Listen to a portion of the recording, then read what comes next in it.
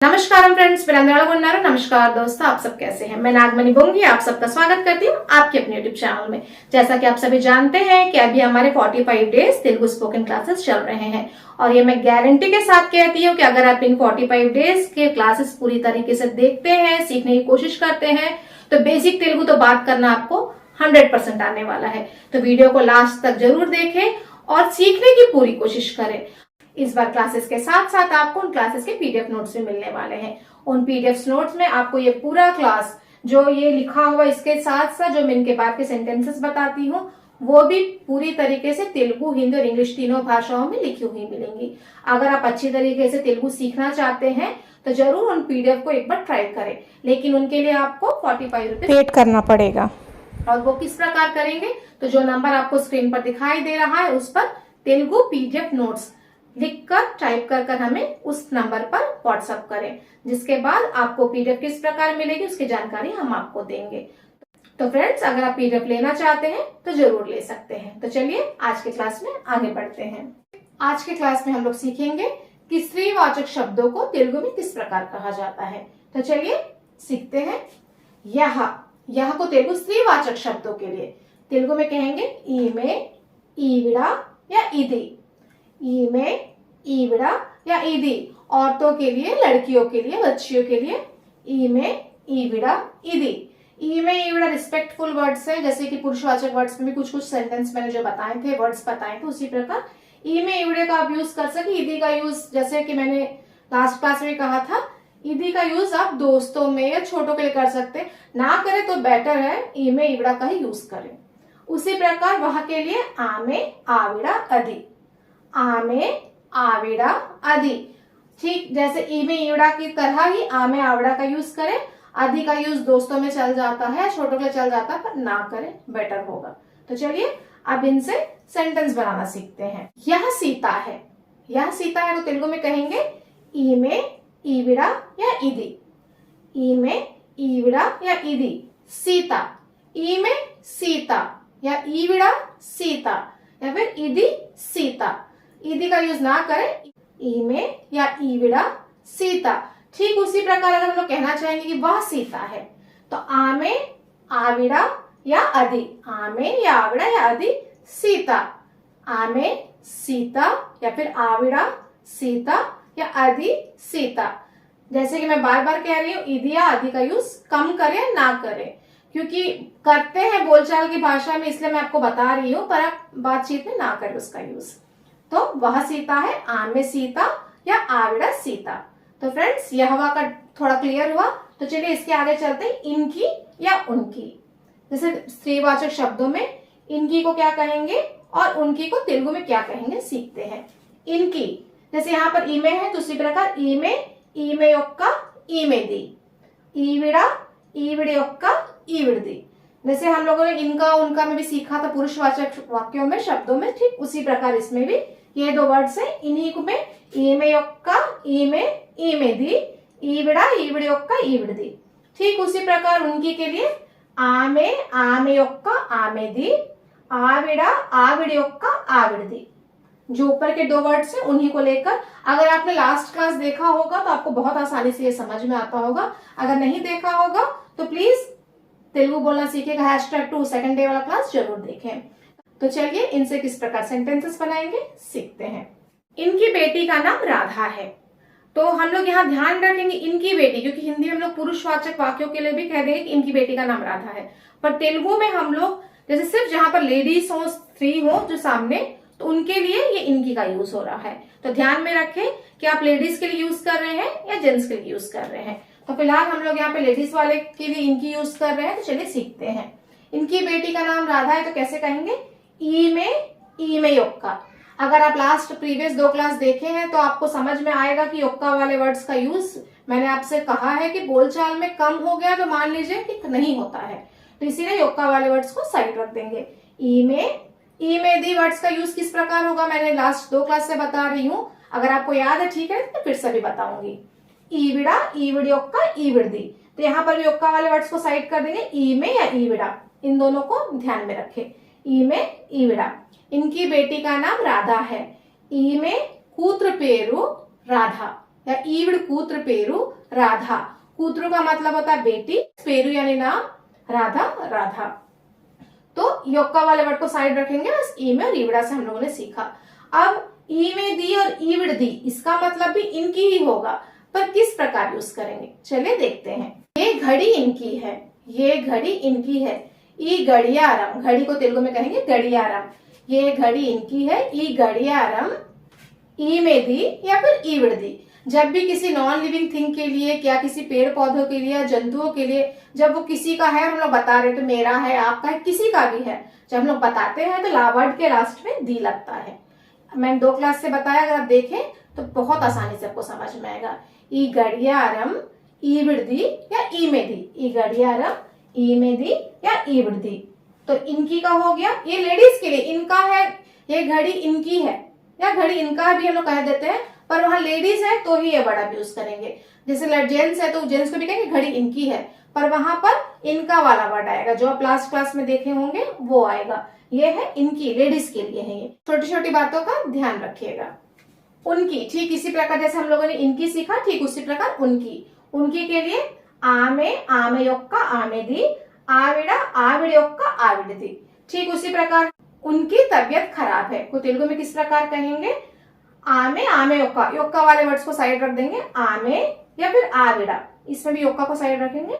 आमे या आविड़ा आरोग्यम बागोलेदु, आरोग्यम यानी तबीयत ठीक नहीं है, बागोलेदु ठीक नहीं है, बागोलेदु। आमे आरोग्यम बागोलेदु या फिर आविड़ा आरोग्यम बागोलेदु, दोनों में से कुछ भी कह सकते हैं। और ठीक उसी प्रकार आमे दी आविड़ दी, ये घड़ी उनकी है, ये घड़ी उनकी है। ई गड़ियारम आमे दी या फिर ई गड़ियारम आविड़ दी, ये घड़ी ई गड़ियारम आमे दी उनकी है या फिर आविड़ दी उनकी है, दोनों का एक ही मतलब होगा। तो चलिए यहाँ तक क्लियर हुआ, नेक्स्ट की ओर चलते हैं। इनको इन्हें उनको उन्हें, स्त्रीलिंग के वाक्यों के लिए, क्योंकि हम लोग इनको हिंदी में जेंट्स को भी कह देते हैं, लेडीज को भी कह देते हैं, पर तेलुगु में उस प्रकार नहीं होता है। तो लेडीज के लिए पर्पस के लिए किस प्रकार इनको और इन्हों का तेलुगु में किस प्रकार यूज होगा चलिए देखते हैं। इनको ईमे की ईविड की, इन्हें ईमेनी ईविडनी। तो चलिए अब इनसे किस प्रकार सेंटेंसेस बनेंगे देखते हैं। इनको क्या चाहिए, इनको क्या चाहिए, ईमे की या फिर ईविड की, येम कावाली। तेलुगु में क्या को एमडी कहते हैं, पर बोलचाल में मैंने बहुत बार बताया कि येम कह देते हैं। ईविड की या ईमे की एम कावाली, इनको क्या चाहिए, ईविड की एम कावाली या फिर ईमे की एम कावाली। उसी प्रकार चलिए देखते हैं। इन्हें किसने बुलाया, ईमेनी या फिर ईविडनी, दोनों में से कुछ भी ले सकते हैं। एवरु पिलचारू, एवरु पिलचारू, ईमेनी एवरु पिलचारू या फिर ईविडनी एवरु पिलचारू। एवरु किसने, पिलिचारू बुलाया, ईविडनी या ईमेनी, दोनों में से किसी भी एक वर्ड का यूज कर सकते हैं। चलिए अब देखते हैं उनको और उन्हें को तेलुगु में किस प्रकार कहेंगे। उनको आमे की आविड़ की, आमे की आविड़ की, उन्हें आमेनी आविडनी, आमेनी आविडनी। अब चलिए इनके सेंटेंस किस प्रकार बनेंगे वो भी देखते हैं। उनको क्या चाहिए, उनको क्या चाहिए को क्या कहेंगे, आमे की या फिर आविड़ की, आमे की या फिर आविड़ की, येम कावाली, येम कावाली। आमे की येम कावाली या फिर आविड़ की येम कावाली, आमे की येम कावाली या फिर आविड़ की येम कावाली। उन्हें किसने बुलाया, आमेनी एवर पिलचारू, आमेनी एवर पिलचारू या फिर आविडनी एवर पिलचारू, आमेनी या फिर आविडनी एवरू पिलचारू। किसने बुलाया, एवरू किसने बुलाया, पिलचारू। उन्हें किसने बुलाया, आविडनी एवर पिलचारू या फिर आमेनी एवर पिलचारू। तो फ्रेंड्स यहाँ तक हो गया स्त्रीलिंग के वाक्य। अब यह है नपुंसकलिंग, जैसे नॉन लिविंग थिंग्स, पेड़ पौधों के लिए, जानवरों के लिए हम लोग इनका यूज कर सकते हैं। हिंदी में नपुंसकलिंग कहते हैं ना, तो चलिए इनको किस प्रकार कहेंगे। जैसे वस्तुओं को, जानवरों को, पेड़ पौधों के लिए, उनके लिए ये वर्ड्स है। यह, जैसे इंग्लिश में इट कहते हैं ना, यह, तो यहाँ को हम लोग जैसे वस्तुओं के लिए कहेंगे ई या फिर इदी, ई या फिर इदी। उसी प्रकार वह के लिए कहेंगे आ या अदी, आ या अदी। ठीक है फ्रेंड्स, यह ई इदी, वह आ अदी। इनका सेंटेंस में किस प्रकार प्रयोग करेंगे चलिए सीखते हैं। यह मेरी कार है, यह मेरी कार है को हम लोग तेलुगु में 2 प्रकार से कह सकते हैं। एक ई को जोड़कर और एक ईदी को जोड़कर। तो चलिए सीखते हैं। ईकार नादी, ईकार नादी, या फिर ईदी नाकार, ईदी नाकार। दोनों का वही मतलब होगा कि यह कार मेरी है, दोनों का एक ही मतलब होगा। उसी प्रकार वह, वह को कहेंगे आ या अदि। वह मेरी कार है, वह मेरी कार को किस प्रकार कहेंगे? आ से पहले देखते हैं। आकार नादी, आकार नादी, या फिर अदि नाकार, अदि नाकार। दोनों का ही मतलब होगा कि वह मेरी कार है। यह ई ईदी, वह आ अदि। इसका और उसका को तेलुगु में किस प्रकार कहेंगे? चलिए सीखते हैं। इसका को तेलुगु में कहेंगे दीनी योक्का, दीनी दीनिदी, और उसका को कहेंगे दानी योक्का, दानी या दानिदी। अब इनसे किस प्रकार सेंटेंस बनाएंगे? चलिए सीखते हैं। इसका पहिया कहाँ है? जैसे कोई मान लीजिए कोई कार है, उसकी टायर आपको नहीं दिख रही, तो हम लोग कहेंगे ना इसकी टायर कहाँ है, तो हम हिंदी में कहेंगे इसका पहिया कहाँ है। तो योक्का वाले वर्ड को मैंने कहा साइड रखे। तो दीनी चक्रम एक्कड़ुंदी, दीनी चक्रम एक्कड़ुंदी। दीनी यानी इसका, चक्रम यानी पहिया या टायर, एक्कड़ुंदी कहाँ है, एक्कड़ुंदी कहाँ है। दीनी चक्रम एक्कड़ुंदी, इसका पहिया कहाँ है। पहिए होगा तो चक्रालू, क्योंकि एक चक्का, हम लोग एक टायर के बारे में बात कर रहे हैं। तो दीनी चक्रम एक्कड़ुंदी। ठीक उसी प्रकार एक और सेंटेंस दीनिदी के लिए सीखते हैं। यह पहिया इसका है। कोई आपको टायर लाके दे रहा, कह रहा है कि यह पहिया या टायर इसका है, तो कहेंगे ई चक्रम दीनिधि, ई चक्रम दीनिधि। यह पहिया इसका है, ई चक्रम दीनिधि। ठीक है फ्रेंड्स, उसी प्रकार चलिए उसका के लिए सीखते हैं। उसका को दानी योक्का, दानी दांदी। उसका, उसका पहिया कहाँ है, उसका पहिया कहाँ है। दानी चक्रम एक्कड़ुंदी, दानी चक्रम एक्कड़ुंदी। उसका दानी चक्रम, चक्का या पहिया, कहाँ है, एक्कड़ुंदी, कहाँ है, एक्कड़ुंदी। उसका पहिया कहाँ है, दानी चक्रम एक्कड़ुंदी।